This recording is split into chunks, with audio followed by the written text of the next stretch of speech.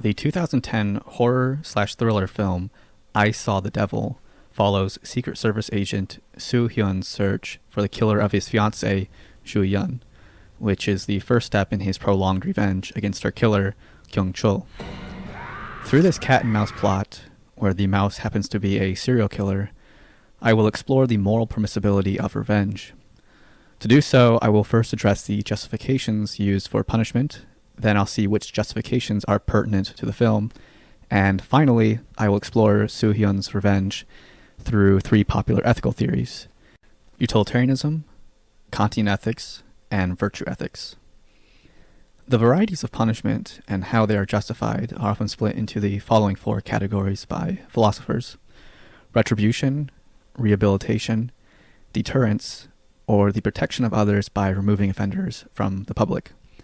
Given Soo Hyun's brand of punishment, it's safe to say that if it has any chance of being justifiable, it must be established as retributive. And further, it must be then argued whether this retribution itself is justified. Clearly, Soo Hyun's punishment is not intended to rehabilitate his target, to deter future murders, or to protect others or society. His method of punishment relies on Kyung Chul to be relatively free, which allows him to further terrorize and harm more people. While Soo Hyun will stop to help the victims of Kyung Chul and company, this does nothing to detract from his brand of revenge, allowing innocent people to be harmed at the cost of achieving his goal. So, Soo Hyun's punishment must be argued for as a form of retribution, which, given the events of the film, should be easy to demonstrate. His brutal treatment shows his intentions to kill Kyung Chul only after the serial killer experiences the same pain and terror that he made Joo Yun undergo. In Soo Hyun's own phrasing, it is only then that he can achieve true revenge. 난 네가 가장 고통스러울 때 죽일 거야. 가장 고통스럽고 무서움에 벌벌 떨 때 그때 죽일 거야. 그래야 그게 진짜 복수지.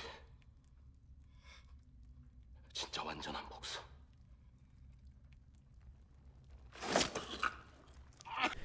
This goes in hand with philosophical definitions of retribution, as these definitions will usually contend that wrongdoers ought to have punishment proportionate to the crime inflicted upon them. Now, one could raise the objection that Soo Hyun's actions qualify as revenge, but not as retribution, and that it would then be a mistake to treat his acts as retributive. Well, while there is a distinction between the two, I'm defining revenge here as retribution carried out by an individual for personal reasons. So many of the arguments for or against retribution will not be too far out of place in a discussion about the permissibility of revenge. I do, however, acknowledge that there are debates over the true disparity between retribution and revenge, and some of these positions can range from arguing that they are nothing alike, all the way to arguing they're one and the same. Another concern is that punishment is only just when carried out by an appropriate authority, namely a public authority. While discussing whether Soo Hyun qualifies as an appropriate authority is worthwhile, I will unfortunately not be going too in-depth with this problem. Granted, the problems of authority and the personal elements of revenge will be taken into consideration. That being said, it can now be considered whether Soo Hyun's revenge is permissible under utilitarianism. In order to answer this, I will need to first give a brief overview of utilitarianism. While there are numerous types of utilitarianism, I'll just be focusing on hedonistic act utilitarianism. As an ethical theory, it holds that we ought to maximize happiness for the most people. Seeing that it is a consequentialist theory of ethics, it determines whether something is moral or immoral by assessing the consequences of each individual action. Built into the theory is the idea that happiness is the only end, which a utilitarian would define as the experience of pleasure and the absence of pain. It must be established what pleasure is derived from this quest for revenge. First, and perhaps most startling so, Kyung Chul derives pleasure from harming and killing people, and as stated before, Soo Hyun's revenge allows him to continue this. It's important to note, too, that all pleasure is equal under hedonistic utilitarianism, which means this pleasure derived from sadism is as intrinsically good as pleasure derived from acts of charity. After all, when the utilitarian performs a hedonistic calculation, a unit of pleasure is equal to a unit of pleasure, regardless of how it is derived. Luckily for the utilitarian's theory, the victims of Kyung-chul have their pain and pleasure weighed up in the hedonistic calculus. And given the amount of pain he inflicts, it's safe to say that his actions are not moral. With this result, this leaves the utilitarian condemning the killer's acts, and, as of now, Soo-hyun's revenge as well, since it allows the killer to continue to cause more pain. The less problematic but somewhat more ambiguous source of pleasure is that which Soo-hyun might derive from his revenge. It's less problematic since the one receiving the pain here is a serial killer, rather than an innocent person. However, it being less problematic is actually misguided according to a utilitarian approach. After all, the hedonistic calculus still remains impartial, even in cases of pain. Jeremy Bentham, who is one of the most well-known utilitarians, now turned into a soccer ball, once stated, quote, "All punishment is itself evil," end quote. So when Soo-hyun inflicts pain on Kyung-chul throughout the film, his pain, much like that of the serial killer's victims, must have equal consideration when weighing up the morality of Soo-hyun's revenge. After all, it involves the infliction of pain, which the utilitarian takes to be intrinsically bad. As in the case of the sadist who derives pleasure from his acts, the only way Soo-hyun's revenge could be permitted, or even required, is if it leads to more happiness overall. So, does Soo-hyun derive immense pleasure from enacting revenge? This doesn't appear to be the case. Soo-hyun seems to experience little pleasure from his acts, if any at all, and more so seems to be motivated by a sense of retribution, hatred, or the goal of gaining solace.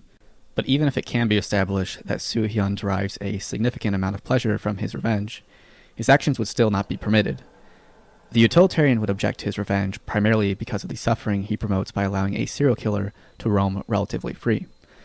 With this suffering combined with Kyung-chul's suffering and the suffering Soo-hyun ends up imposing on himself, such as when his loved ones end up getting harmed, the utilitarian would be committed to the position that Soo-hyun's revenge is immoral.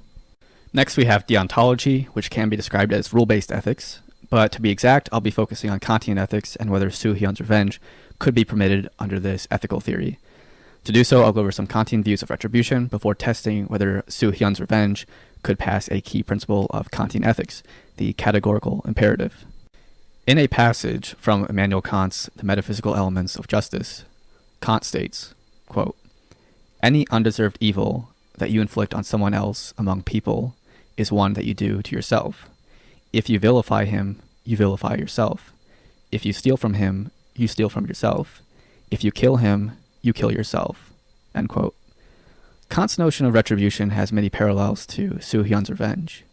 Again, as Soo-hyun states, he can only achieve true revenge once Kyung-chul experiences the same terror and pain he inflicted upon his victims, Ju-hyun specifically.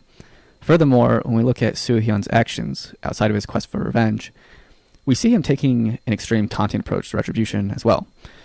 For example, when he interrupts a cannibal's meal preparation, Soo-hyun intends to inflict upon the cannibal the same cruel treatment the cannibal inflicts upon others. 가만. 손, 발, 머리 순서 맞지? 눈 감어. 안 보는 게 낫다.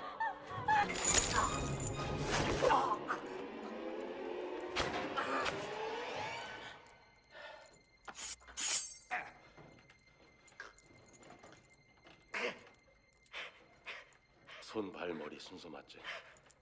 니들이 한 대로 똑같이 할 거야. 더하진 않을 테니까 걱정하지 마. However, the extent to which Soo-hyun's revenge is supported by Kantian ethics is quickly exhausted. Immediately following the previous passage, Kant continues to say, quote, "But only the law of retribution, it being understood, of course, that this is applied by a court, not by a private judgment, can specify definitely the quality and quantity of punishment." End quote. At this point, it must be seen whether Soo-hyun's revenge can pass the categorical imperative. For his revenge to pass the categorical imperative, and more specifically the first formulation, it must not be self-defeating upon being universalized. We can take his revenge as the maxim, which is a subjective principle of action, that roughly states, "I will circumvent the justice system when it would otherwise not fulfill my personal aims." Now, if this were universalized, it would become self-defeating. If everyone was permitted to circumvent the justice system to achieve one's personal aims, then the justice system this maxim originally circumvented would be rendered useless or non-existent. To offer a defense for this conclusion, if this vigilante type behavior is permitted, then it should not be punished. After all, it is permissible. Again, everyone is allowed to circumvent the justice system as he or she sees fit. This means that the justice system this behavior wishes to circumvent loses primacy in matters of justice. Once losing primacy, it runs the risk of becoming superfluous. But this type of vigilante revenge requires a justice system to even be possible. After all, it is defined as circumventing the established justice system, so this maxim ends up being self-defeating upon being universalized. The maxim could, however, be tweaked so that it does not run into contradictions as easily, but, that aside, Soo-hyun's revenge must also pass the second formulation of the categorical imperative, which states, quote, "Act in such a way that you always treat humanity, whether in your own person or the person of any other, never simply as a means, but always at the same time as an end." End quote. Unfortunately for Soo-hyun, his actions do not fare better here. As previously noted, Soo-hyun's revenge entails allowing Kyung-chul to be free among the public. Whether it was his intent or not, Soo-hyun allows the killer to indulge, with some restrictions, in his sadistic impulses, which allows him to continue to threaten, strike, sexually assault, and kill those who are vulnerable or help serve his ends. Clearly, Kyung-chul fails to treat his victims as ends in themselves when he brutally mistreats them. However, it seems Soo-hyun, while obviously not a psychopathic serial killer, also fails to treat the victims of Kyung-chul as ends. By allowing their autonomy and livelihood to be jeopardized in order to fulfill his revenge, he treats them as mere means to his ends. With the above Kantian considerations, it can be said that Soo-hyun's revenge is immoral. Finally, we have virtue ethics, which sets itself apart from the previously mentioned ethical theories by focusing on different concerns. Rather than asking what is the morally right action to take, it instead places primacy on the virtues and one's cultivation of the virtues. Virtue ethicists define the virtues as character traits that are the mean between opposing vices. A classic example that goes back to Aristotle is that of courage. If you have too much, then you are foolhardy. If you have too little, then you are cowardly. To be foolhardy or cowardly is to possess a vice. The virtue of courage, then, is a balance between these two vices. When discussing the role of virtue ethics in punishment, philosopher Katrina Sifferd notes in her paper, Virtue Ethics and Criminal Punishment, that, quote, "Virtue theory has been used to justify punishment by emphasizing the criminal law's obligation to promote human flourishing by instilling and cultivating the moral virtue, promoting sound practical reasoning, and punishing those who display vice. The theory is best suited to justify punishment's function of rehabilitation, which aims to reform offenders' characters. Even the recent focus on retribution as the primary justification of punishment, evident in the US especially, seems to reflect moral judgments based not upon harmful acts, but upon vicious traits of character." End quote. As Sifferd notes, under virtue ethics, it can be easy to justify punishment through rehabilitation. Couched in the terms of virtue ethics, the goal of rehabilitation is to rid a vicious person of vices and to put the offender on the track to becoming virtuous. However, as it's been argued, Soo-hyun must justify his actions on the grounds of retribution. In order for his revenge to be considered permissible under virtue ethics, Soo-hyun's actions must pass two challenges. First, a virtue ethics justification for retribution must be mounted. Second, the character traits of Soo-hyun must be considered during his acts of revenge, and it must be shown that he is acting as a virtuous person would. Normally, discussions of retribution and virtue ethics will not have to address the second challenge, but since Soo-hyun is enacting revenge, which I have defined as retribution on an individual or personal level, it necessarily involves his character traits. When addressing retribution and its relation to virtue ethics, Sifferd argues that, quote, "The functions of punishment can be made sense of from the lens of virtue theory. Deterrence and incapacitation can be viewed as attempts to influence choices and character, and retribution as moral judgment, which refers to and should be respectful of character." End quote. While virtue ethics' role in retribution, as Sifferd noted, could be that of passing judgment on the vicious traits of the offender, we're still left with the problem of justifying this punishment under virtue ethics. Sifferd alludes to this problem, saying, quote, "One of the central problems in the criminal law is that the imposition of punishment cannot be justified by a single ethical theory. Different theories of justification best explain different functions of punishment. It is thus not surprising that very few believe virtue theory can act as the sole justification for criminal punishment. One issue is that criminal guilt does not seem primarily to depend upon assessment of character, but instead on whether a person performed an intentional harmful act." End quote. Given that retribution is about giving people what they deserve, it tends to have deontological justifications. Perhaps the virtue ethicist could justify retribution by arguing that a just state ought to give people what they are deserved, so the virtuous receive benefits from the state, while it punishes the vicious by possibly means of retribution. However, the discussion is not about a just state and its punishments, but is instead about an individual's punishments. On the other hand, one could argue that the lack of virtues involved leaves virtue ethics to be fairly silent for this point, and it seems a virtue ethicist would have to use some deontological justifications for retribution. This goes in hand with the idea that a single ethical theory cannot justify all forms of punishment on its own, and perhaps a hybrid of multiple theories must be adopted. But my aim here is to address virtue ethics alone, so virtue ethics justification for retribution will be left here as open to discussion. Lastly, we have the second challenge, in which Soo-hyun's traits and actions must be assessed as to whether they align to being virtuous or vicious. Rather than compiling a large list of virtues, I will instead just focus on one virtue and see if Soo-hyun manages to be excessive or deficient with regard to the virtue.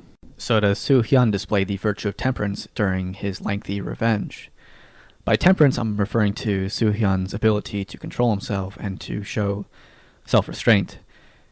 In this regard, Soo-hyun does not exhibit this virtue, but is instead indulgent with his revenge.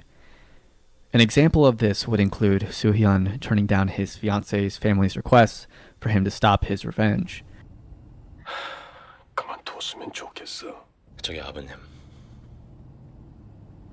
하지만 그 일은 그만뒀으면 좋겠어요.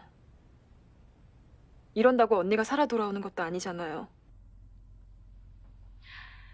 그 사람 찾아서 어떤 처벌 가한다고 해도 변하는 거 아무것도 없어요.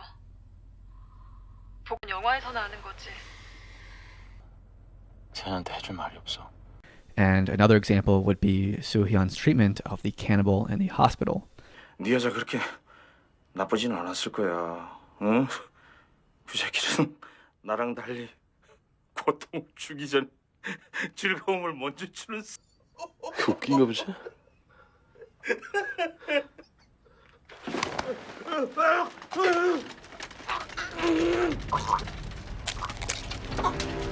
내가 평생 웃는 얼굴로 만들어줄게.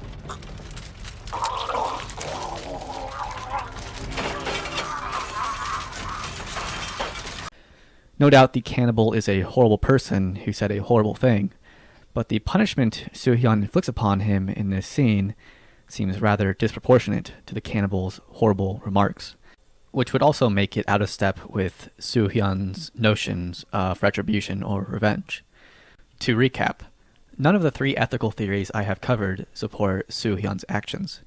We are, as the audience, sympathetic toward him for good reasons, but it's very hard to argue that his revenge is morally permissible.